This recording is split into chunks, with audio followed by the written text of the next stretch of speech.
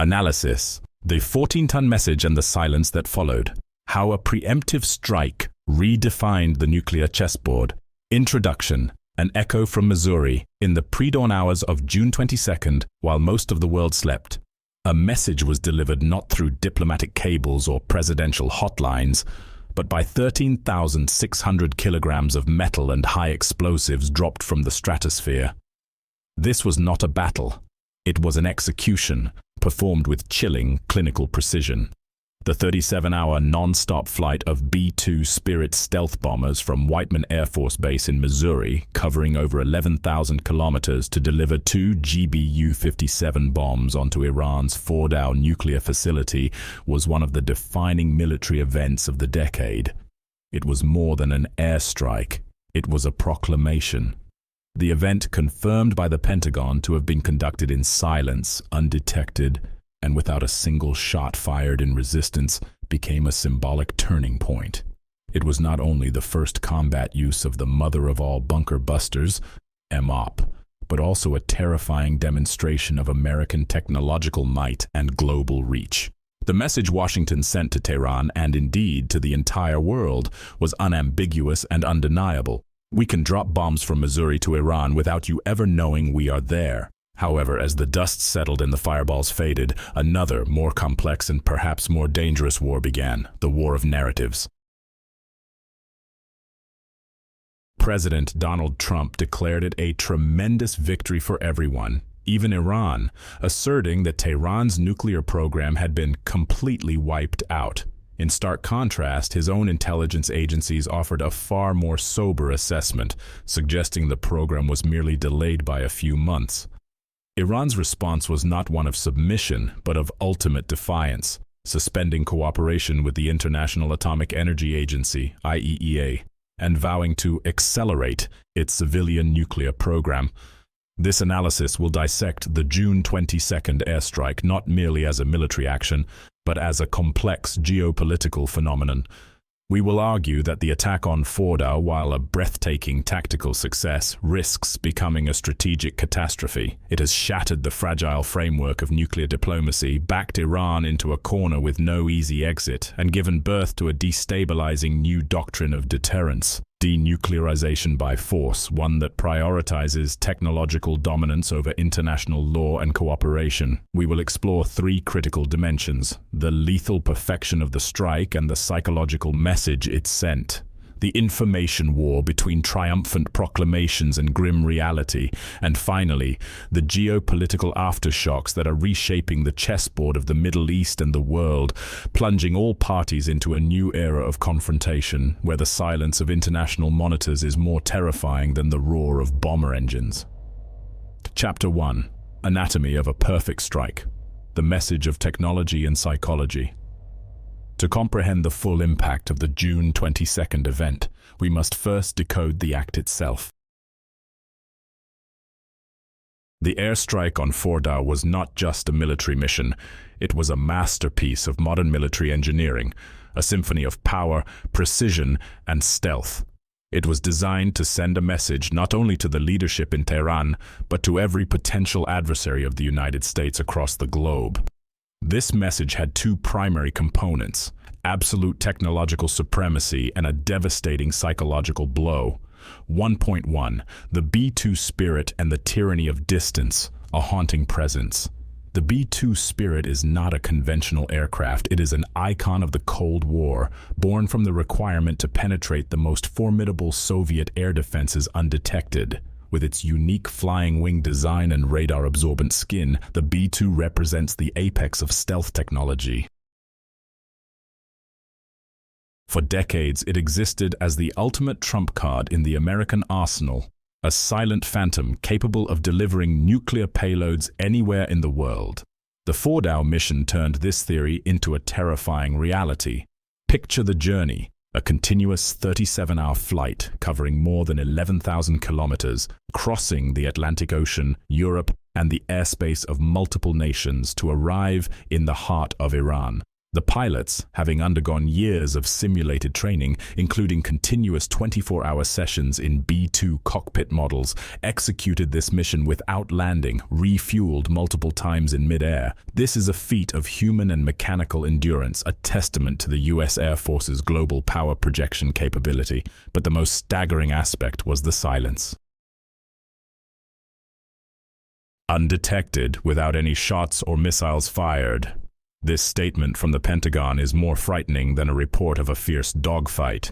It means that Iran's multi-layered, multi-billion-dollar air defense network, including its prized Russian-made S-300 systems, was rendered completely impotent. It was blinded and deafened by American electronic warfare and stealth capabilities. The attack wasn't a contest of strength, it was an execution where the victim was unaware of the executioner's presence. This establishes an absolute asymmetry of power. It tells Iran that its airspace sovereignty is a mere concept on paper. No matter how high they build their defensive walls, the United States can effortlessly step over them. Military history has seen many preemptive strikes, but rarely has one exposed the defender's helplessness so comprehensively and humiliatingly. It didn't just destroy a physical facility, it destroyed Iran's faith in its own ability to defend itself. This is the first step in psychological warfare to sow doubt, confusion, and a sense of complete and utter powerlessness. 1.2. The GBU-57 MOP, the key to Hell's Gate. If the B-2 was the delivery vehicle for the message, the GBU-57 was its content. Weighing 30,000 pounds, approximately 13,600 kilograms, the GBU-57, or Massive Ordnance Penetrator, MOP, is no ordinary bomb. It is a specialized tool designed for a single purpose, to destroy hard and deeply buried targets, HDBTs. The Fordo facility was the epitome of such a target. Constructed inside a mountain near the city of Qom, it was designed to withstand conventional attacks, a symbol of Iran's determination to shield its nuclear program from all external threats. For years, Fordo posed a conundrum for American and Israeli military planners. How do you destroy something protected by tens of meters of solid rock and reinforced concrete? The GBU-57 was the answer. Released from the B-2, this colossal bomb uses a GPS guidance system to plunge toward its target at immense speed. Its kinetic energy, combined with a specially designed warhead, allows it to penetrate up to 60 meters of reinforced concrete or 40 meters of hard rock before detonating. The secondary explosion deep underground creates a massive shockwave powerful enough to collapse tunnels, destroy laboratories, and obliterate sensitive equipment, turning an impregnable bunker into a concrete tomb. The first ever combat use of the GBU-57 was not a random choice. It was a psychological weapon as much as a physical one. First, it sent a message of inescapable reach. It told Iran and any other nation like North Korea, developing underground facilities, there is nowhere you can hide. The strategy of burrowing deep underground to protect one's most precious assets was rendered obsolete overnight. Second, it demonstrated America's absolute resolve. Deploying such a specialized and expensive weapon showed that Washington wasn't just looking to damage or warn, it was looking to annihilate. The term "completely wiped out," used by President Trump, while perhaps exaggerated, correctly reflected the intent behind the weapon choice. Third, it set a new benchmark for modern nuclear deterrence. As the source material notes, this is deterrence not by words but by 14-ton blocks of metal dropped from the sky. Previously, nuclear deterrence was about the threat of mutually assured destruction. Now, the U.S. has introduced a new form of non-nuclear deterrence, the ability to precisely neutralize an adversary's nuclear program without resorting to nuclear weapons. This is a paradigm shift, a counterforce doctrine applied to non-nuclear targets. 1.3. Synthesizing the message, the fusion of stealth and destructive power. When the stealth of the B-2 is combined with the destructive power of the GBU-57, the overall message becomes incredibly potent and terrifying. It is not just, "we can attack you," but, We can attack your most heavily fortified asset from our own homeland, and there is nothing you can do to stop it. This is the pinnacle of deterrence by punishment, executed to perfection, but it also contains an inherent danger. By demonstrating such an overwhelming military capability, the United States has strategically cornered Iran. When conventional defense and underground sanctuary are both rendered ineffective, what options are left for Tehran? The ruthless logic of international security suggests that when faced with an existential threat that cannot be countered by conventional means, a state will likely seek the ultimate deterrent, a nuclear weapon. Thus, the very act designed to stop Iran's nuclear program may have become the most powerful catalyst for it. The technologically perfect strike has created a strategically perfect dilemma, a paradox we will explore more deeply in the chapters to come. Chapter 2. The War of Narratives, Trump's Victory versus a Complex Reality. The moment the last bomb detonated, a new battlefield opened, the battlefield of information. In the modern world, controlling the narrative surrounding a military event is as crucial as the event itself. The Fordo airstrike spawned two diametrically opposed narratives, one emanating from the White House and the other from the intelligence community and independent analysts. This divergence is not merely a matter of detail, it reflects different political objectives and reveals the deep complexities behind a seemingly clear-cut victory. 2.1. Decoding President Trump's proclamation, a victory for everyone. Speaking at the NATO summit in the Netherlands on June 25th, President Donald Trump painted a picture of a total and undeniable triumph. Analyzing his language is key to understanding the political aims of the strike. A tremendous victory for everyone, even Iran. This phrase, while seemingly paradoxical, is a sophisticated political maneuver. For the domestic audience and NATO allies, it is meant to project strength, decisiveness, and effectiveness. Trump is saying, "I solved a thorny problem that my predecessors could not. I restored order without a protracted war." This reinforces his image as a strong, action-oriented leader.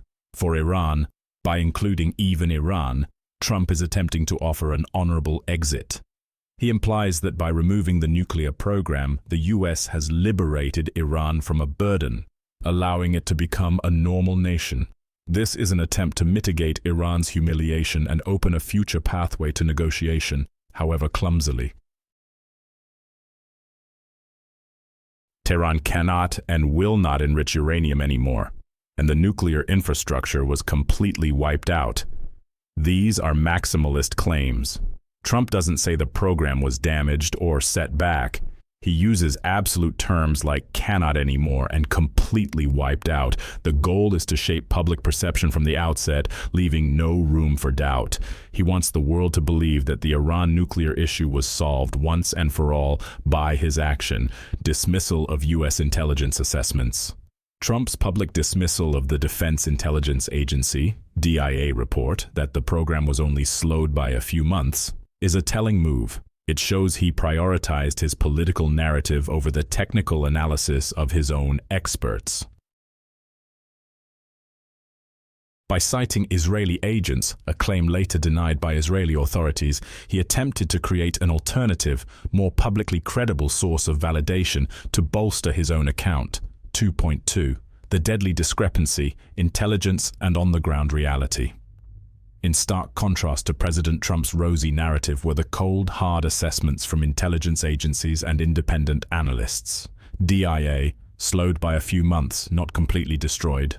This assessment is far more realistic. It acknowledges that a single strike, however powerful, is unlikely to eradicate a national nuclear program. The knowledge, the experts, and other facilities remain.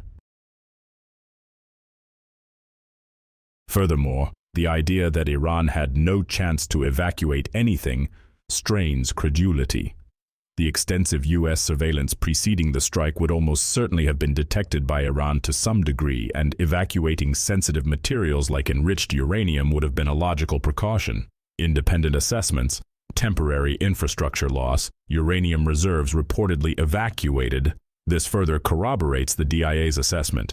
It suggests that while the physical infrastructure at Fordow may have been destroyed, the soul of the program, the fissile material and the technological know-how, most likely remained intact.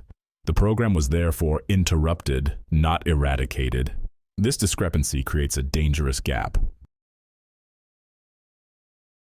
While the White House celebrates a decisive victory, the reality is that the problem persists. This could lead to a dangerous complacency in Washington, while a wounded Iran quietly seeks to rebuild and retaliate. Furthermore, the subsequent denial by Israeli authorities of any deployment inside Fordow adds another layer of informational chaos. Who is telling the truth? Was Trump's claim based on faulty intelligence, or is Israel attempting to distance itself to avoid being a direct target of retaliation? This ambiguity erodes trust among allies and provides an opening for Iran to exploit those fissures. 2.3. The internal contradiction, the ceasefire and diplomatic overtures. Perhaps the most puzzling part of Trump's statement concerns his comments on a ceasefire and future relations. A balanced ceasefire agreement that lets both sides win. This claim is fundamentally at odds with the nature of the airstrike. A unilateral, unprovoked, preemptive attack on a sovereign nation's territory cannot be balanced. This is a clear attempt to reframe an act of aggression as an act of peacemaking. Trump is trying to play the roles of both warmonger and mediator simultaneously, a performance few would find credible. Could have some kind of relationship with Iran in the future. By mentioning Iran's potential with its oil and very smart people, Trump left a diplomatic door ajar. This is a classic Trump tactic: wield the biggest possible stick, then offer an olive branch. The problem, however, is that the stick used this time, the 14-ton bombs, may have shattered not only a nuclear facility, but also the very trust necessary for any future relationship. How can a nation negotiate on equal terms with an entity that has just demonstrated its ability to annihilate it at will?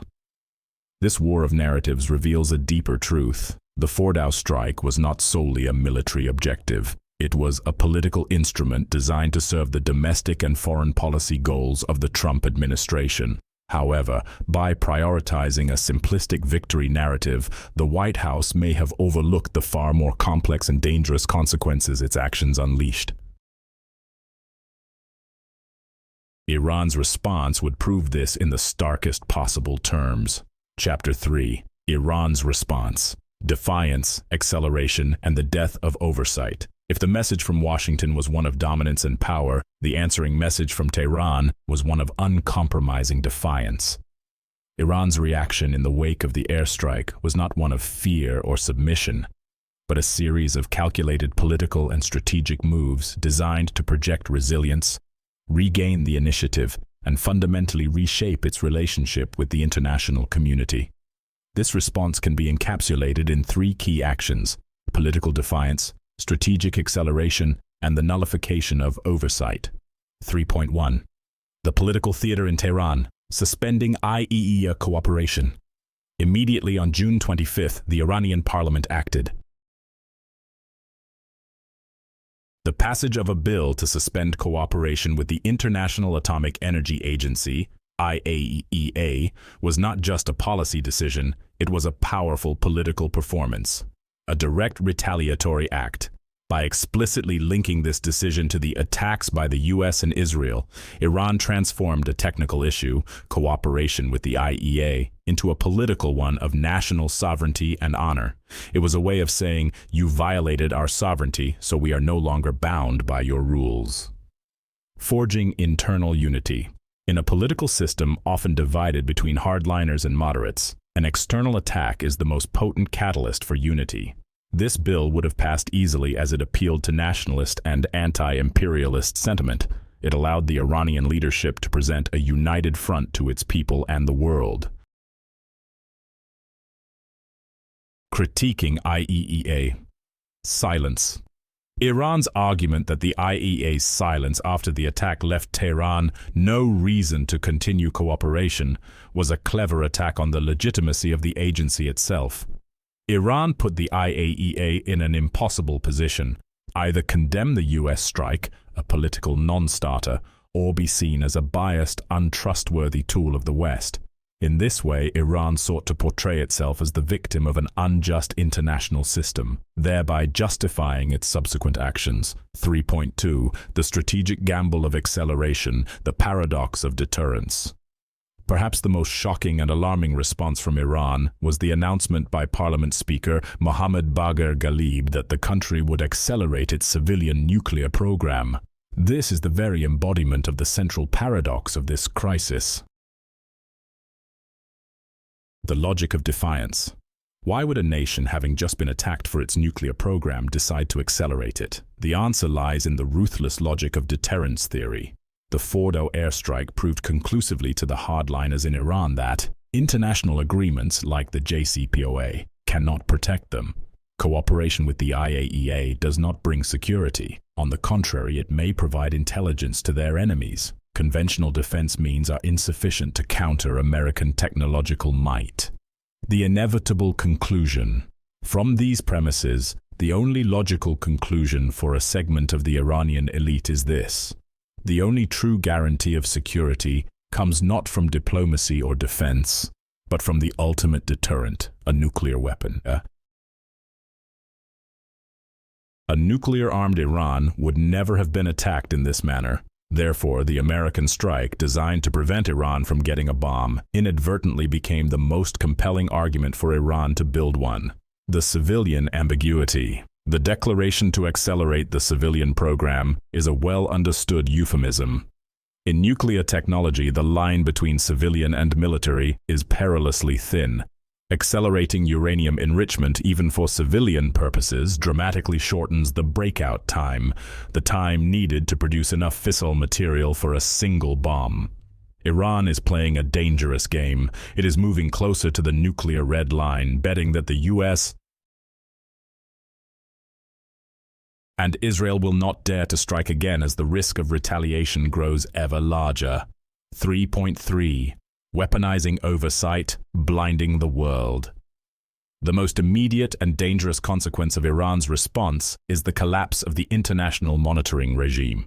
The new bill requiring all future IAEA inspections to be approved by Iran's Supreme National Security Council is critical. The end of transparency. This is, in effect, a polite way of saying no.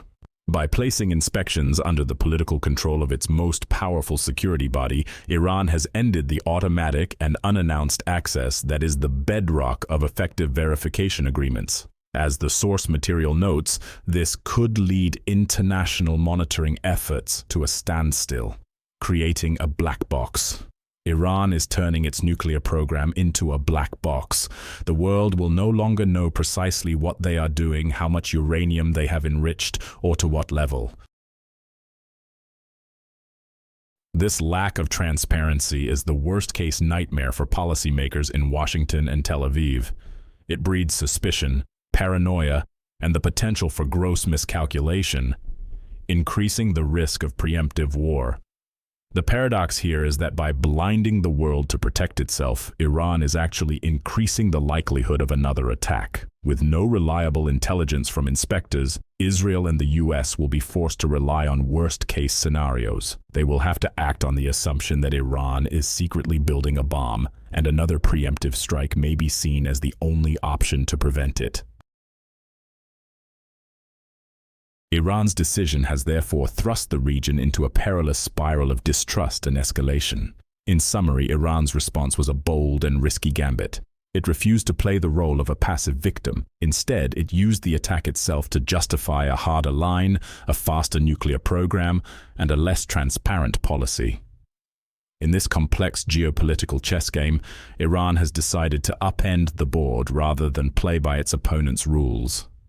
The aftershocks of this decision will reverberate widely, reshaping not only the US-Iran confrontation, but the entire global security order.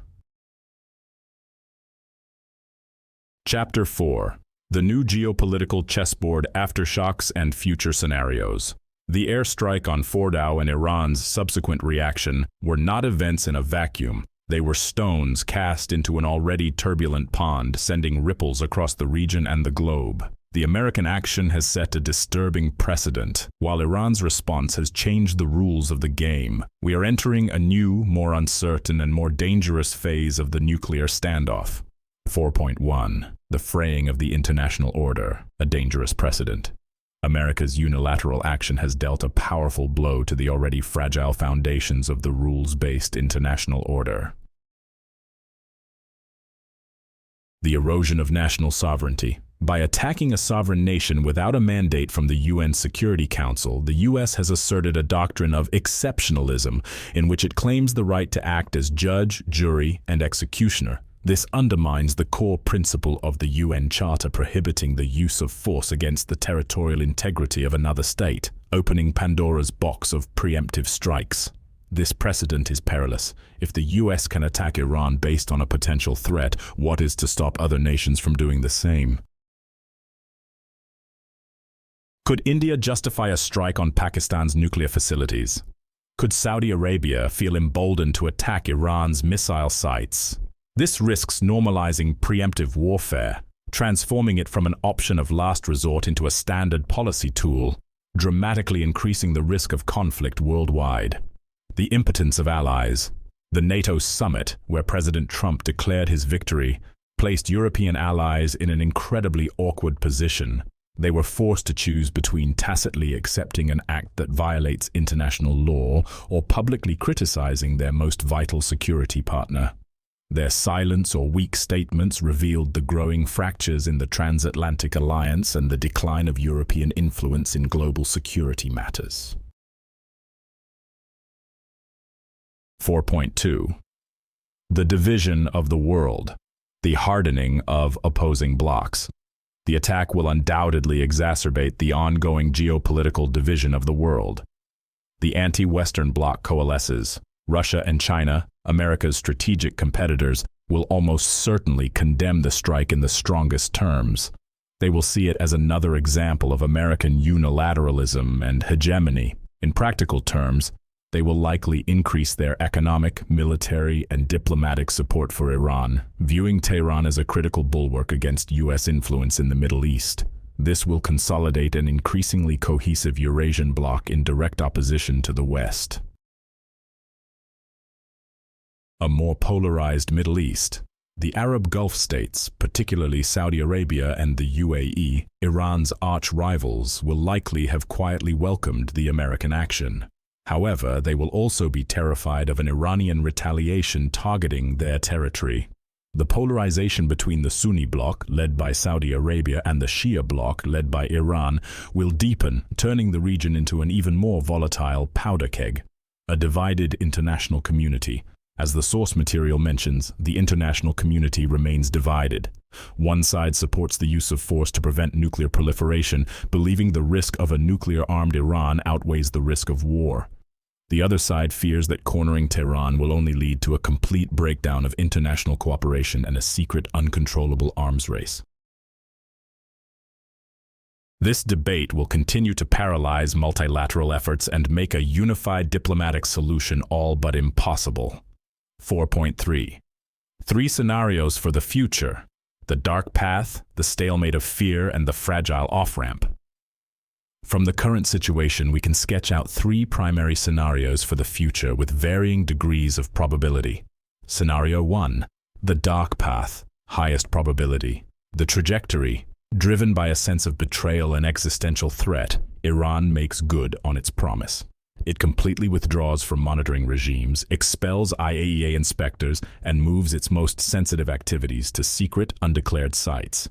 Its nuclear program becomes a complete black box. The consequence: this lack of transparency induces panic in Israel and the United States. Intelligence communities can no longer offer firm assessments of Iran's breakout time. Faced with a worst-case scenario where Iran could have a bomb at any moment, hawks in Tel Aviv and Washington will argue they have no choice but to act. This leads to a new, possibly larger-scale series of airstrikes targeting a wide range of sites in Iran. Iran retaliates, perhaps by attacking US bases in the region, American allies like Saudi Arabia, or by closing the Strait of Hormuz. The result is a full-scale, devastating regional war, drawing in major powers and triggering a global economic crisis. Scenario 2. The stalemate of fear, medium probability. The trajectory, a new Cold War-like status quo, is established. The US has demonstrated its offensive capability. Iran, by accelerating its program and issuing public defiance, has demonstrated its resilience and the price of any future attack.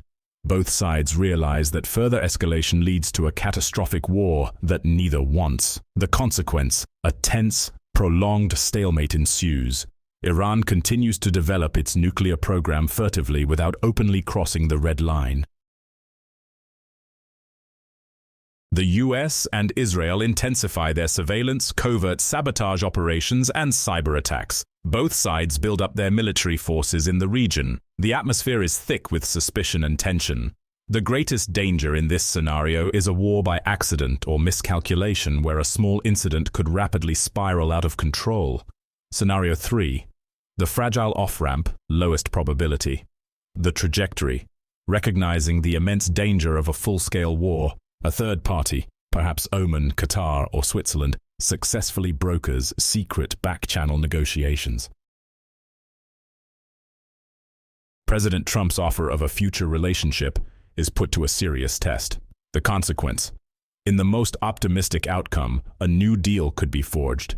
This agreement would have to address the core concerns of both sides. The US would demand strict, verifiable limits on Iran's nuclear program, while Iran would demand the lifting of sanctions and security guarantees. However, this scenario is highly improbable. The level of mistrust after the airstrike is at an all-time high. Hardliners in both countries would view any compromise as a betrayal. It would take an extraordinary diplomatic effort and a major shift in the political landscapes of both Washington and Tehran for this scenario to become a reality. Conclusion: the silence after the 14-ton message.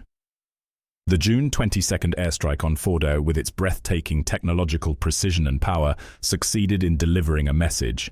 But the crucial questions are, what was that message truly, and how was it received? This analysis has argued that while the strike was a tactical triumph, it was a potential strategic disaster. It has replaced a manageable problem, a monitored nuclear program, with an unmanageable one, a nuclear program in the shadows. It has replaced diplomatic channels, however flawed, with the ruthless logic of force. It has demonstrated conclusively to Iran that the only path to regime survival is to acquire the very weapon the United States sought to deny it. President Trump's declaration of a victory for everyone now rings hollow. There is no victory here. The world is not safer. The risk of nuclear proliferation has increased, not decreased. The danger of a devastating regional war has drawn closer, not receded. The 14-ton message sent from Missouri succeeded in destroying a bunker, but it may have also destroyed the last hope for a peaceful resolution to the Iranian nuclear issue. The silence of the B-2S over the skies of Iran has passed. We are now confronted with a different, more terrifying silence. The silence of international inspectors, the silence of diplomacy, and the ominous silence of a world holding its breath, awaiting the next move on the world's most dangerous geopolitical chessboard, the silence before the storm.